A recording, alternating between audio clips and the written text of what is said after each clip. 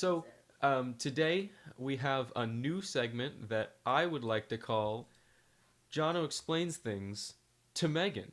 So that's why Megan is here today. And so you may notice from the title that is very punny if you want to view that for yourself, Megan. It's Let's See What Megan's Gotten Herself Entangled in This Time. Is Um, that because I like Tangled? no, you're just a mess. Yeah. Yeah. You don't Um, want to see the paper towel I'm eating over with this. yeah. It's a mess. So Everyone? today's topic is quantum entanglement, and so we got to remember, I am explaining things to you, but also we are explaining to the audience. So Mm-hmm. if you have any questions that you think people might be asking, then feel free to bring them up. Some of you guys might find it kind of obvious. I'm sorry. No, it's fine. Uh, that's why I'm bringing you on so that I make sure I cover all of the parameters and bases and whatnot.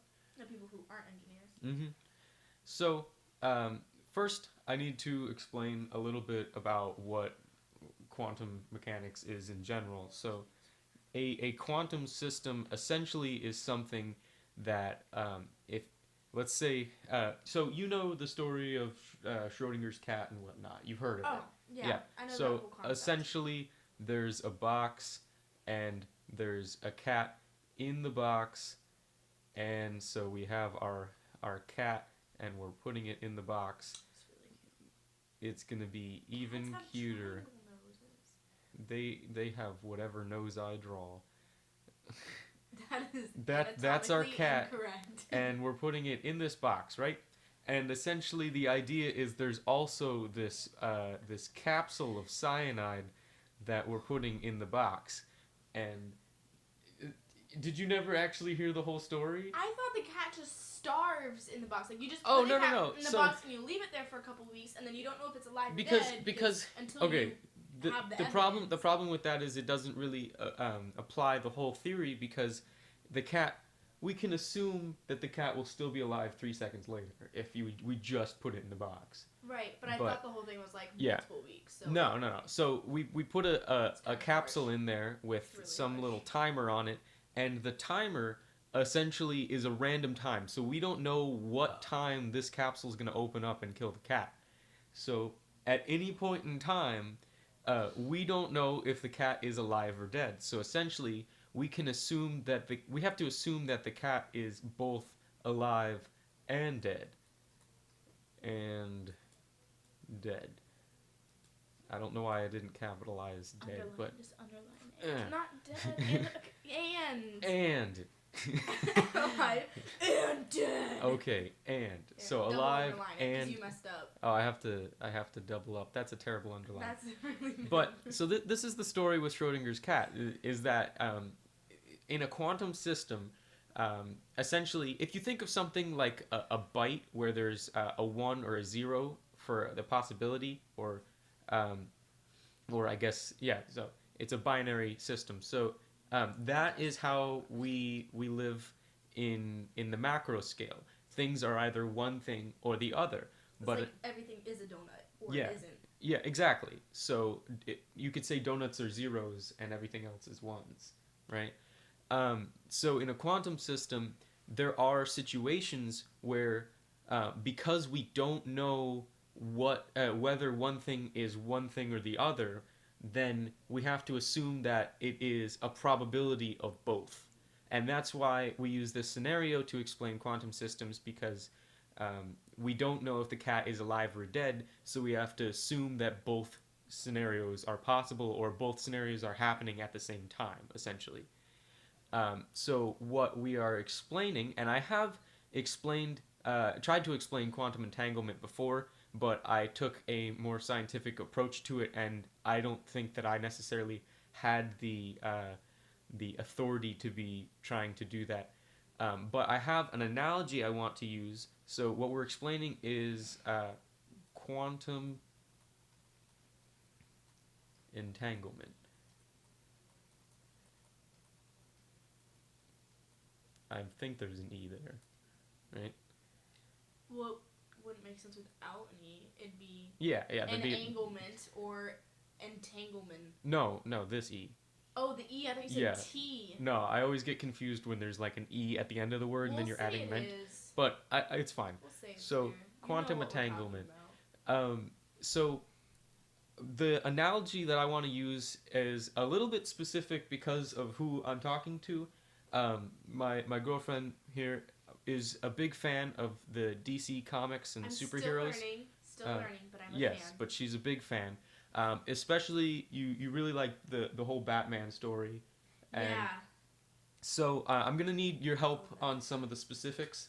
Okay. But I'll um, do my best. but my general knowledge of the Batman story is actually from the movies.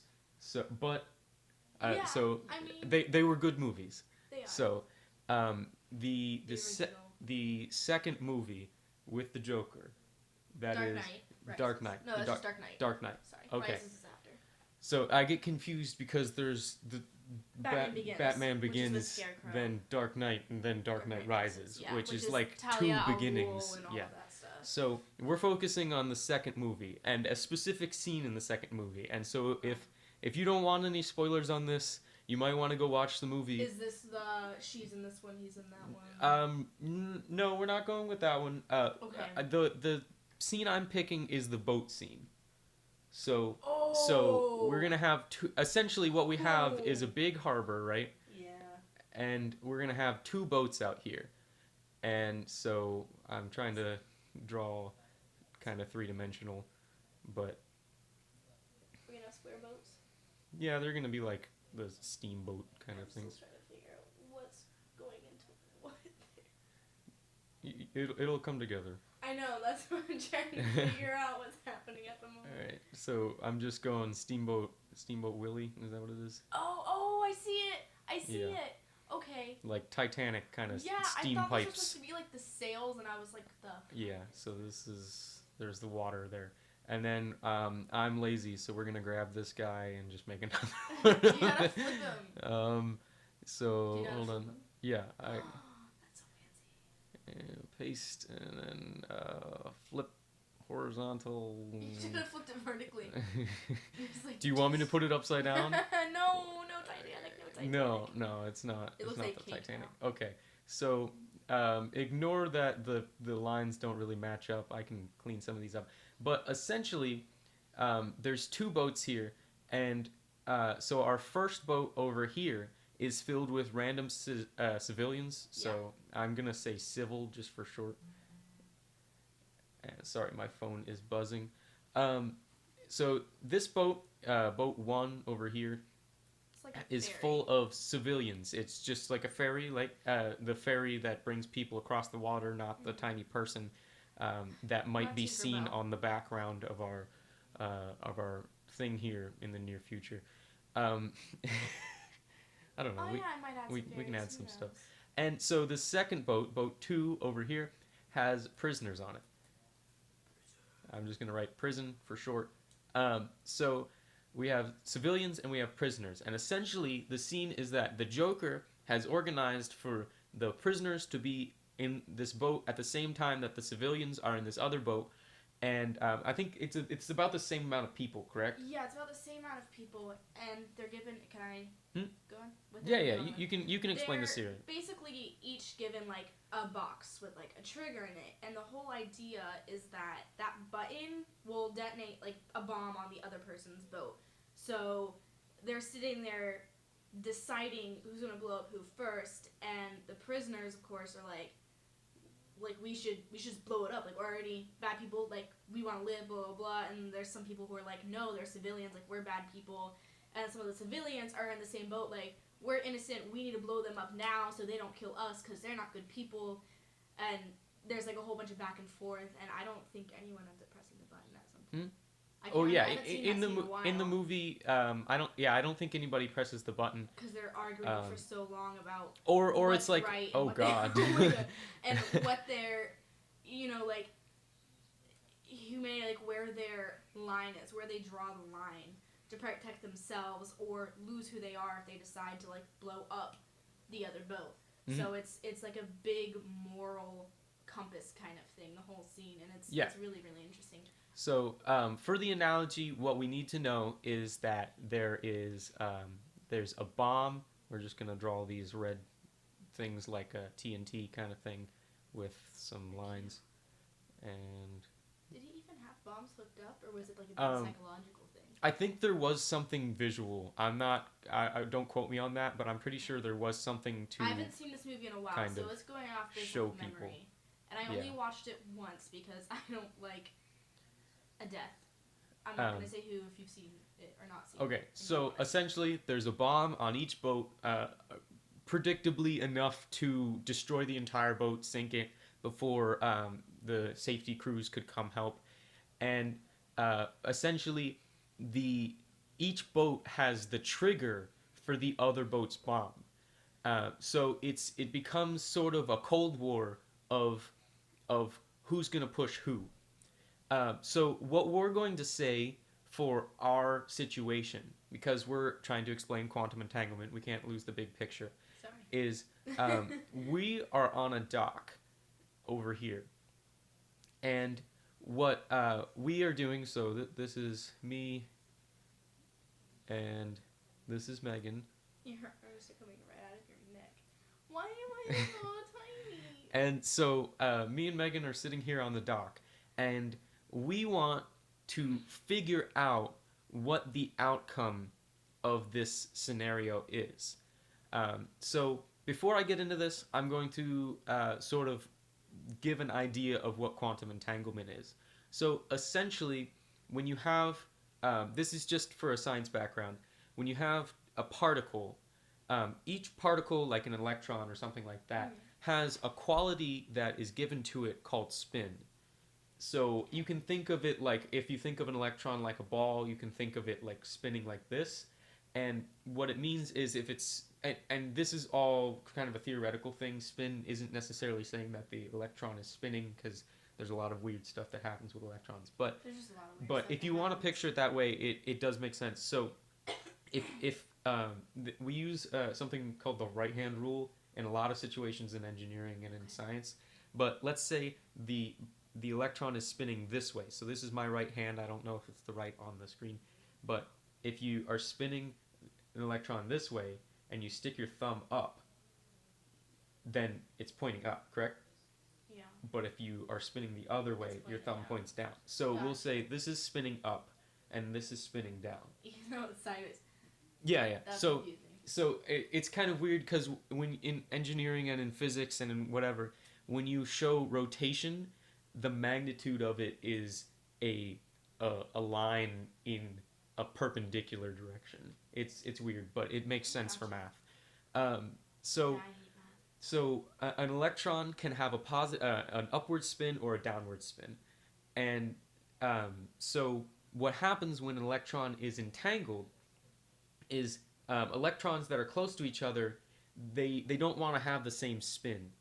So it's kind of like, you know how electrons have their different levels for atoms? Yes. Yeah. It's like, So yeah. like a hydrogen. So if something is in a particular like space, and there's two electrons there, one will be spinning up and one will be spinning down. But if we've separated the electrons from the atom, we just have the electrons, then Is that even possible? yeah, you can get them kind of isolated.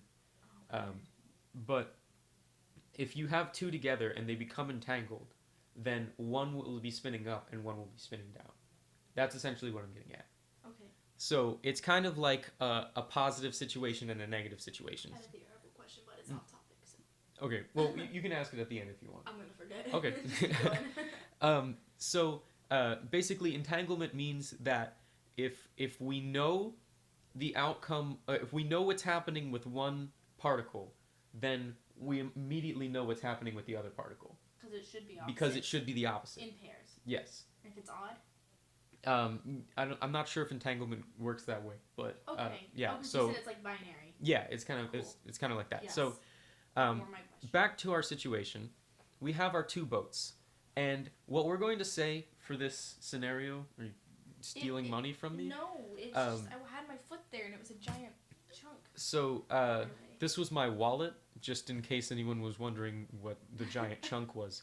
The distance between us and the boat is big enough to where we can't see it, and those are eyes, so I'm going to put those there to make them look like eyes more. So this distance between the dock and the boats is large enough to where we can't see the boats, or perhaps there's a building in the way or something like that. And so we want to know what the outcome is of this Cold War situation where Without being able to see the boats? at the moment. So what's going to happen is in our scenario, How many other boats are there? I'm getting there. Okay. Okay, let's just assume that we know there's two boats out there, we just can't see them. Can't physically see them. Okay. And so this is like having two electrons in a box, but we can't see them, right? We have the lid Fair closed. So since we can't see them, we don't know what's happening out on the water.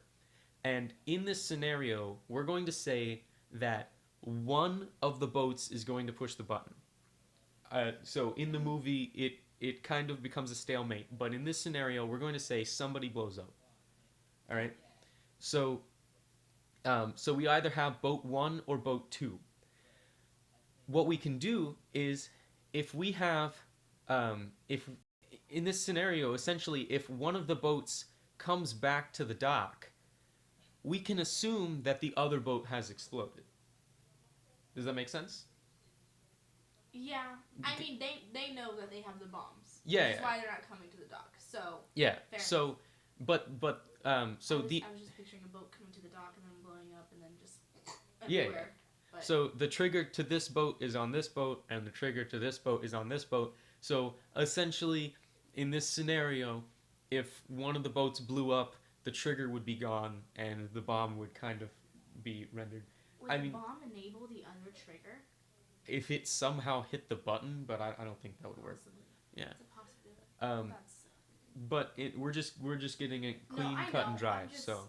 Sorry, my mind does this. You know this. So the metaphor I'm going with is essentially if we know the outcome of one of the ships, we know the outcome of the other ship, and we know that it is the opposite, because if the civilian boat comes back intact, then the prisoner boat has exploded, and we can assume that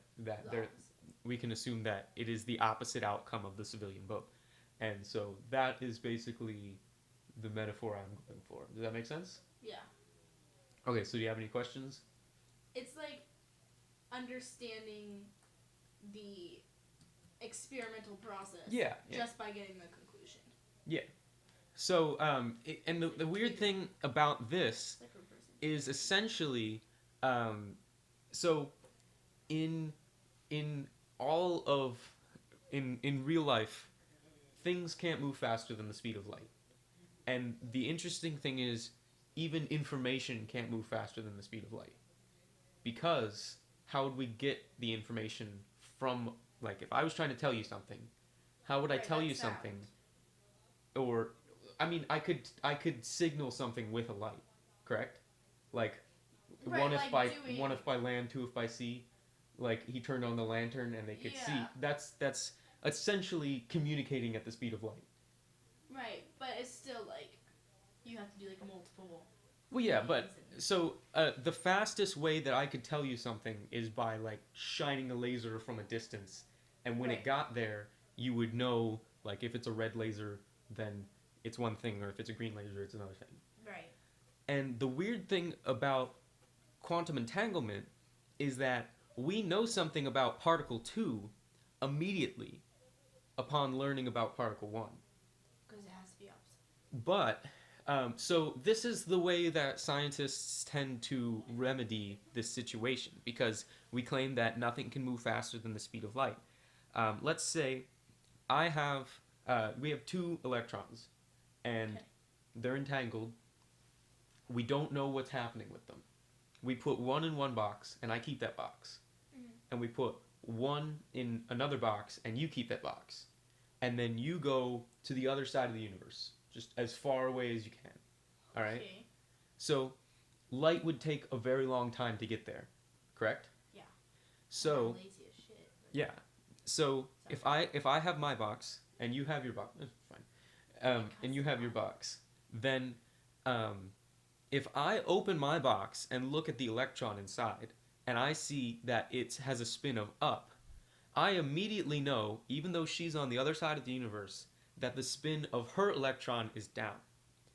But I can't communicate to her that for her, she still doesn't know that the spin of my electron is up or the spin of her electron is down. So, essentially, the information has not traveled the distance. We have gained the information, but the information cannot travel past the speed of light because we would still have to tell her that her electron was in the opposite. Was I strictly told to not open my present? Is this the situation? Well, yeah, but even if you opened it and I opened it, we wouldn't know that both of us opened it. So the whole idea is it's not. I wouldn't know that you knew what I had. Yeah, it's not breaking this law or this theory that nothing can move faster than the speed of light, even information, because the information itself doesn't move that across that distance. So that's something that we're remedying, and I think that it is actually the end of the section because I have been stickered. So I'm going to we're going to do a random drawing as well, and so if you have any questions about this while I'm getting that set up, you can ask that. Huh? Was that it? Do you have any more questions on the topic? How did that have to do with entanglement? I got so into like. Okay, that. so I'll summarize while there's a sticker on my face. So we have the two boats, and they both, while we're on the dock, we know nothing about them. We know that there are two boats because we saw them leave. Let's say that. Right, and we know the outcome based off of. And so we know that they are entangled because of this situation where one holds the trigger to the other. So wait, entanglement is just the whole binary idea. That if one's doing one, the other one has to be doing entanglement is weird because it's sort of like it can act at a distance, essentially. Because in quantum mechanics, we don't necessarily know what one thing is, whether one thing is to one side or the other. Okay. But, so we have to treat it as if it is in a superposition of both outcomes. Right.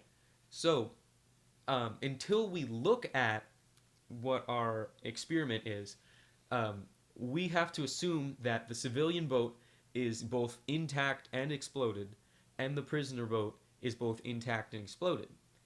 But the minute one of the boats comes back to the dock, we see it intact, we know that the other boat is exploded. Right. And we know the outcome of both situations, even though we've only seen the outcome of one.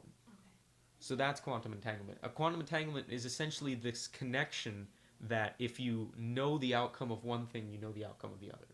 Gotcha. And so that is the whole story. Okay. We good? Yeah. Okay. So if you have any questions, you can leave them in the chat. I'm going to be switching some things up and getting things ready for the random drawing. But if you've been watching this long, I want to thank you guys for watching. And we will be moving on to the next section.